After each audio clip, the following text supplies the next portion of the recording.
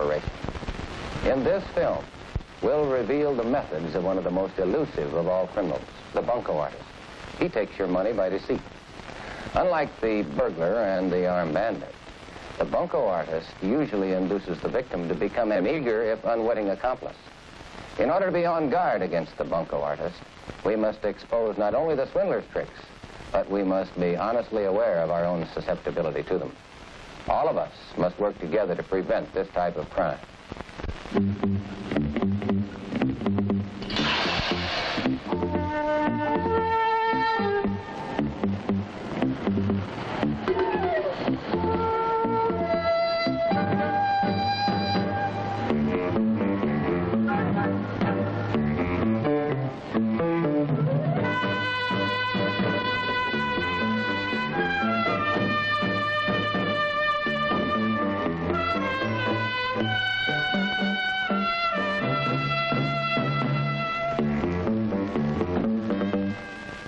This couple could well be a sales manager and his secretary preparing a legitimate sales campaign. There is nothing sinister or threatening about telephone books and street maps. They help salesmen reach likely purchasers of useful articles and services. Or they may be used by professional criminals like this bunco team who systematically and efficiently defraud senior citizens of their life savings. For the bunco artist, as for the honest businessman, the fewer wasted efforts, the bigger the profit. Most bunco schemes are divided into 4 phases. Phase 1, the victim is selected. Phase 2, it is determined if he has enough money to make the effort worthwhile. Phase 3, the victim is persuaded to get the cash into his own hands. And Phase 4, the money is taken away from him. Experience and planning are all on the side of the bunco artist. He sets up the rules of the game. The victim never knows he's playing a game until he has lost.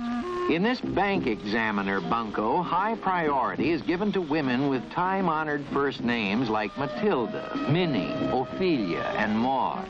The odds favor that they will be of an older generation and living alone. This pin marks the location of the bunco artist's apartment, their center of operations. Addresses of potential victims will be checked against the map. Only those living within the target area will qualify. When completed, the map will show the location of victims' homes and the various neighborhood banks in which they have their accounts. I have all the bank locations marked. You found the prospects? Mrs. Cora V. Madison, 844 Cypress Drive. Cypress Drive. Good. She's only 8 blocks from our apartment. Any others? Ophelia Dinsmore, 3214 Logan Avenue. Too far away. Scratch Ophelia. Next. Viola Dahl, 2837 Hadley. The fraudulent operator has an added incentive for efficiency. The quicker he can choose his victims, take their money, and move on, the better his chances of escaping arrest. A long list of prospects has been completed. Now, the bunco artists enter Phase 1 of their operation, selecting the victim. May I speak to Mrs. Matilda Johnson, please? Mrs. Johnson, I'm Mrs. Winthrop at the Guardian National Bank. I'm calling in regard to one of your checks. It's been returned for insufficient funds. Oh, you have a son. Sorry, you're the wrong Mrs. Johnson.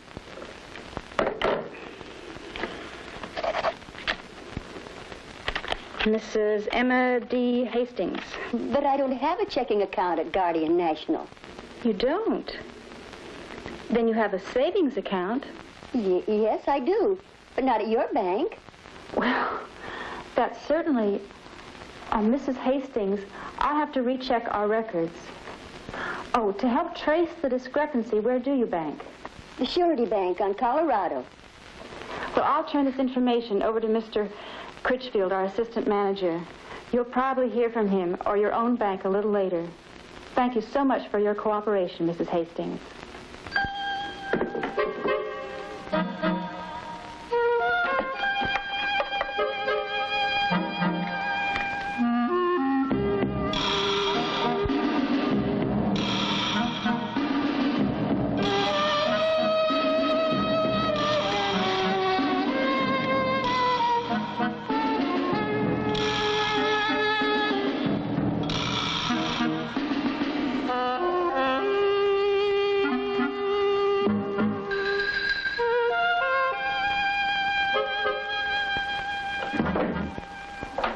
This new arrival is the only member of the Bunco gang that the victims will ever see. This is the bag man to whom they will cheerfully hand over their money.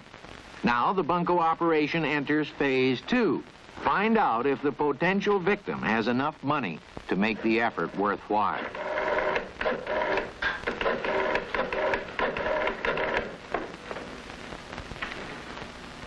Mrs. Hastings? Mrs. Hastings, this is Mr. Buskirk. I'm Vice President in charge of procedures at Surety Bank. I understand that you had a call from Guardian National regarding a check. They certainly have their nerve saying I wrote a bad check. I can understand how you feel, Mrs. Hastings, and that's why I'm calling you to apologize. Now, actually, the other bank wasn't to blame. One of our tellers... Mrs. Hastings, this is a very delicate matter, but I'm sure that I can trust you to keep it in the strictest confidence. Yes, of course. Fine. I can't tell you how shocked I was to learn that one of our own employees was tampering with our records, manipulating depositors' accounts and forging checks. Now, to be sure that your account is in order, would you mind telling me what your passbook number is? It's right here, Mr. Buskirk.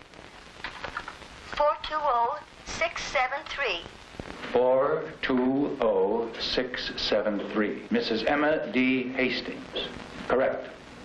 And now your bank balance? $14,312.34. $14,312.34.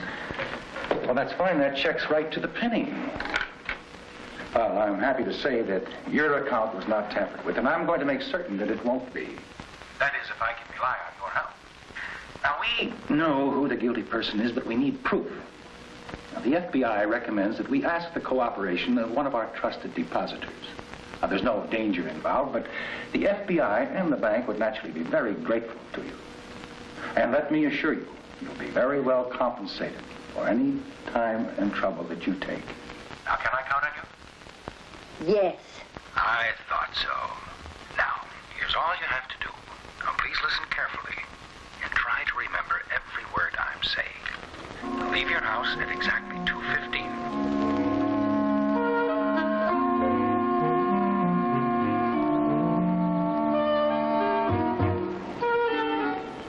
Go to your bank and immediately proceed to the most convenient teller's window. We don't know who else in the bank may be involved in this embezzlement scheme, so don't say a word to anyone.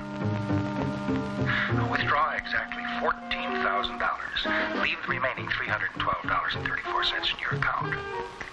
Have the teller put the bills in a separate envelope. You will return immediately to your home. Remember, say nothing to anyone. You will be met by Special Agent Curtis of the FBI, who will show you his identification. He will pick up the money and take it to the FBI laboratory. There it will be treated with a chemical visible only under ultraviolet light. The money will be returned for you to redeposit in your account. Because of the chemical, it can then be traced and the guilty employee apprehended. Here's a receipt for the $14,000, Mrs. Hastings. On behalf of the chief, thank you. You know, our job would be more rewarding if there were more citizens like you. Most salesmen who come to your door offer legitimate products and services. On the other hand... Now, Mrs. Brown, you're probably wondering how my company can afford to put this brand new encyclopedia in your home absolutely free. Well, believe me, it's strictly business, thank you. Now, we all know that every community has its natural leaders, its pace setters. You're familiar with these motivation and research surveys? Well, my company has made a survey of the better class areas in several key cities. And when the results were run through our computers, we came up with a list of people whose friends and neighbors regarded them as pace setters in their community. Mrs. Brown, you were on that list. Really? Well, I had no idea. It means your taste and judgment in what you wear, what you buy, are a strong influence on your friends. And that is why we've chosen your home as our demonstration home for this brand new encyclopedia. Now, isn't that a handsome addition? Well, it is nice, but Mrs. Brown, We know what will happen when your neighbors come into your home and see your new books. When they see your children getting better grades in school, even enjoying their homework. Well, it'll just make my job a lot easier when we launch our sales campaign later in the year. Now, as an added bonus for permitting us to put our encyclopedia in your home, our company is offering a generous referral plan. Could you use a little extra spending money? Well, I suppose anybody could. Of course. So for every name you give us that results in a sale of an encyclopedia, we're going to give you a commission of $25 in cash. Your okay here is all that's required to entitle you to those commissions. Also, it authorizes us to photograph you and your family in your beautiful home enjoying your new encyclopedia for our advertising in national magazines.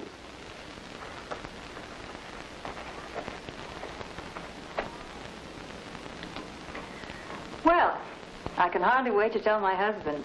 How could you do a thing like this? Don't you read anything before you sign it? Don't you think? Honey, I'm sorry I blew my stack. It's not your fault. It's this. Will you let me explain what we got ourselves into? Well, in the first place, there's nothing written in here that says you get $25 for referrals or leads. But the man said that... I don't care what he said. We can't hold him for oral promises, but we can be held for this. What you actually signed is a sales agreement, binding us to a long-term installment contract with maximum interest. We could have bought 2 sets of books for this price. How could I have been so stupid? Oh, honey, you're not stupid. That salesman just got you concentrating on free encyclopedias and on being a pace setter in my community. Uh-huh. Next time, Next time you ask him just to leave a copy of the agreement, and we'll go over it together. If he's on the level, he won't object. Stephen, you're so smart. Yeah, you're right. You're right, I am. Ever since I signed up for that free exercise machine a couple of years ago.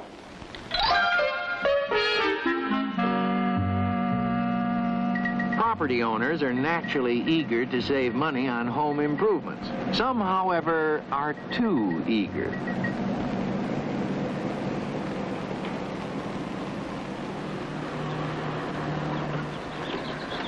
Nice looking place you got here, mister. Must take a lot of work. That roof, though. Use some waterproofing for the rainy season. It's a long time off. Of course, you'll last to do it now. We got the equipment and the know-how. When we're done, you'll have a roof good as new. All for $100.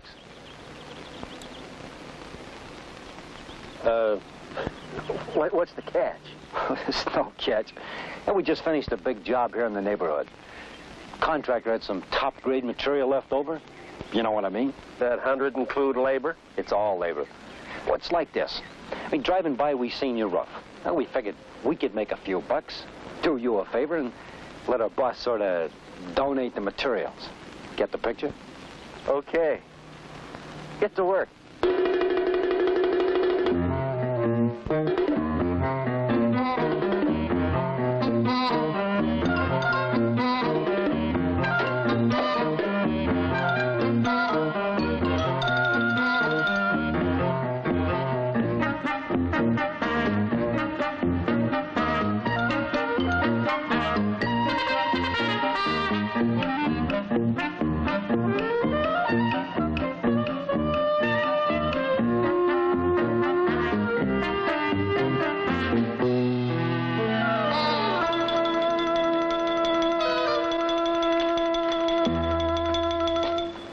Where's the rest of it? Well, that's what you asked for, $100. You trying to pull a fast one, Buster? We said 400. That's right, 400. Well, you said... Now, look, you can't put anything over on me. Just come up with the other 300 or you're in big trouble. If that's a threat, I'll have the police here so fast it'll make your head swim. You do that. Call the cops. Tell them you made a deal to fix your roof with stolen materials. Hey, go ahead. But your neighbors know what kind of a fink they got living next door to them. And get up the other 300. You don't think I keep that much money around the house? I'll have to go to the bank. We'll go with you.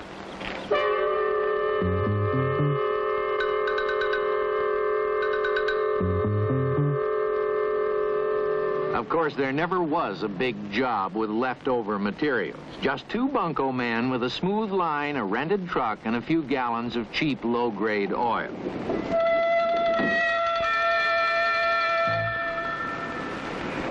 The pigeon drop is one of the most notorious of Bunco's schemes. It has many variations and, although often exposed, continues to flourish. Pardon me, dear. I've been admiring your hat. It's so becoming. Thank you. Oh, I've had it for several years, but I'm delighted that you like it. It's actually a favorite of mine.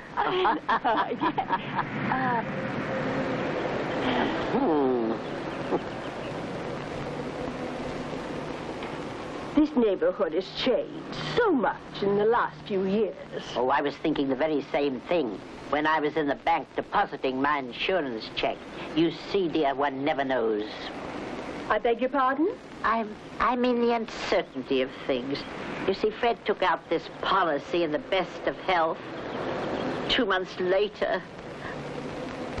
My husband passed away 9 years ago. He didn't leave much insurance, but I managed with what we saved over the years. Excuse me. You ladies know how long since the last bus passed? No. And then I get these pains all across here. The doctor says it's nothing to worry about, but sometimes in the night... Look-a-here. One of you ladies dropped this? I found it under the bench. Ain't no name on it. Maybe it says inside who it belongs to. Look at that. Oh. Must be $1 million here. And look, that's just a whole lot of scribbling. And some figuring. Numbers adding up to $30,000.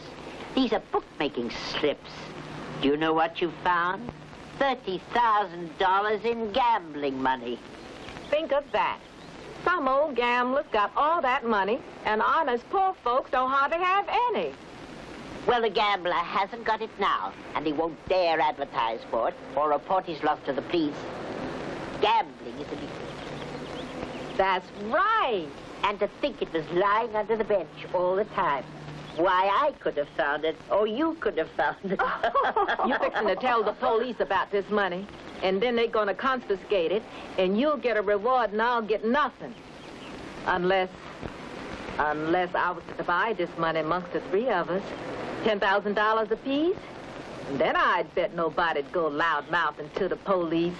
That's very generous of you, and I'm sure the three of us could put it to better use than the police or that crooked old gambler. Don't you think so, dear? Yes, that's right. That's right. Now, just a minute. Just a minute. How do I know that y'all would share the $30,000 with me if it was you found it first? Well, I can assure you that I certainly would, wouldn't you, dear? Yes, I would. I'd share. Talk is easy. But before I divide up all this money, I got to have some evidence of good faith. Show me your good faith. Well, I assure you, I come from a family of means. I know how to handle money. And I'm sure you do, don't you, dear? You're dealing with responsible and reliable people. All talk. But I'll show you how you can prove you got good faith. You got money in the bank? Yes, I have. Which bank? In the Reliable Trust. That's my bank, too. Okay. Now, both of you, draw out your money and let me see it. Let me hold it right here in my hand. All right. Let's go to the bank, dear, huh? In the pigeon drop bunco, the victim is swept along with the expectancy of receiving a large amount of money. The lure of something for nothing has temporarily lulled her judgment and her common sense. In this version, the victim's conscience is given a sleeping pill by offering her this tempting rationalization. The supposedly found money belonged to a gambler, someone outside the law. Like most confidence games, the pigeon drop succeeds not because of the stupidity of the victim and the intelligence of the swindler, but because of a human trait possessed by both, greed.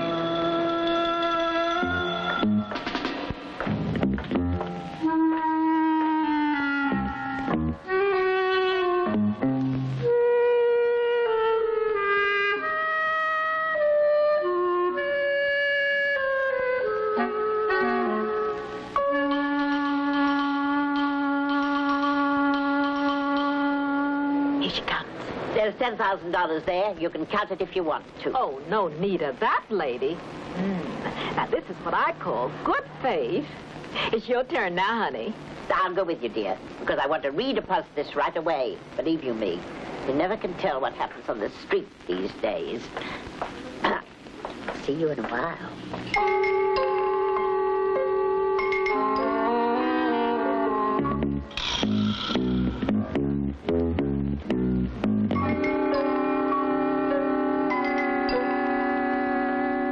Put it in here, dear. It'll be safer. Oh, that's cute. Much better. There you are, dear.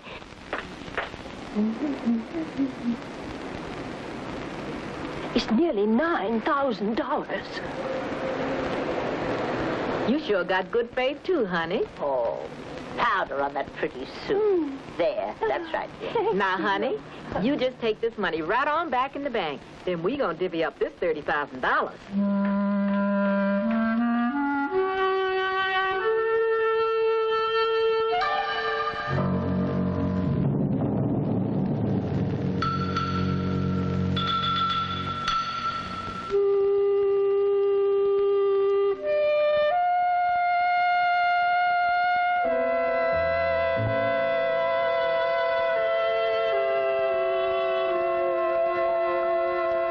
By the time the victim discovers his loss, the bunco expert has usually fled to enjoy the proceeds of his crime.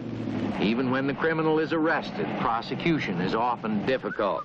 In cases where the bunco artist is convicted and sent to prison, only rarely does the victim recover his money. So how could our 4 bunco victims have prevented being defrauded? Well, let's give them something they would never have in real life. A second chance. Emma Hastings has just received a phone call from a man claiming to be an official at her bank and asking questions about her account. No, Mrs. Hastings, there's no such person at the bank, and you did the right thing in calling us. No legitimate bank official would advise a depositor to make such a large withdrawal of cash for any purpose.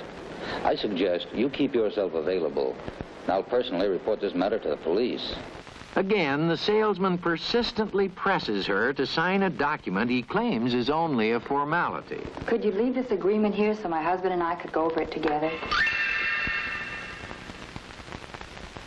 The homeowner is offered a chance to save money by using materials left over from a big job in the neighborhood. Mister, that's an interesting proposition. Give me a minute to talk it over with my wife.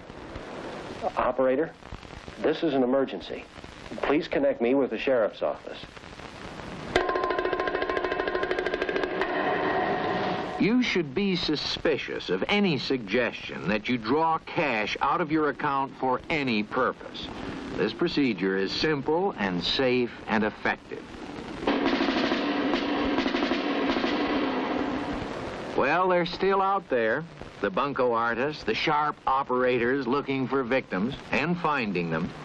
Remember, honest merchants and legitimate salesmen invite you to investigate before you buy and before you sign an agreement. But the bunco artists, unfortunately, won't be discouraged. They know they'll find plenty of their favorite victims, those of us who believe we can get something for nothing. And those of us who say, I'd never fall for that kind of racket. I'm too smart. Ha!